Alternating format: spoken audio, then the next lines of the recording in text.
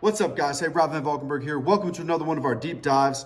And in this video, I'm going to pull back the curtain and show you guys one of the rep schemes that we're using right now in the Built to Last blueprints.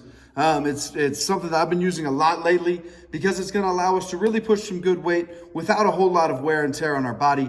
And it's going to allow us to be very efficient in the weight room. And let me show you what that means, right? For instance, in our current training phase, I'm using this on our bench press. We're going to be descending in reps while we're ascending in weight.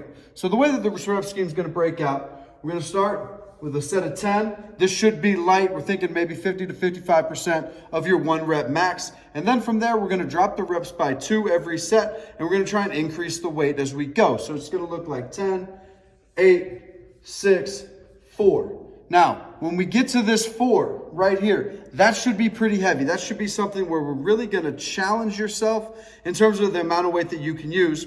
Think about 85+% of your 1 rep max, meaning if you bench 200 pounds as your 1 rep max, think about this being, 175, 180 pounds, something that maybe you're not going to get for 6, so make sure that you've got a spotter.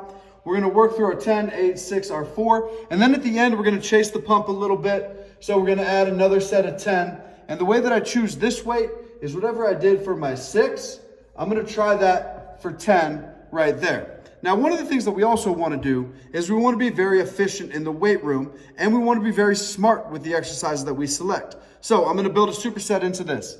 During my first 3 sets of the bench, the 10, the 6, and the 8, the 10, the 8, and the 6, some of the movements that are a little bit less taxing, I'm going to superset that with a band pull apart. And on that band pull apart, I'm going to go for some pretty high reps. So I'm going to go 3 sets of 20 because we know that the muscles of the upper back respond very good to time under tension. And this is going to allow us to have some posterior stability as we're expressing some anterior power. All right, so this is a rep scheme that we're using. We're using it for the bench press in this program, but I don't think there's any reason you can't use this on a trap bar deadlift, on a barbell back squat. Of course, I ain't programming 10 reps on a barbell back squat. I can guarantee you that, at least not for myself. But give this a try. Again, use it with your compound movements, not your power cleans, not your Olympic lifts, but with your bench press, your squat, your deads, something like that, so we can push some good weight, but also chase the pump and get some hypertrophy or some muscle growth in there. And be smart with how you use your rest breaks. Getting this 3x20 mixed in your first 3 sets is going to allow you to optimize the amount of time that we're not benching with an exercise that's going to allow us to do it better and have healthier shoulders. Listen, I hope this helped. Thanks for jumping in the deep dive.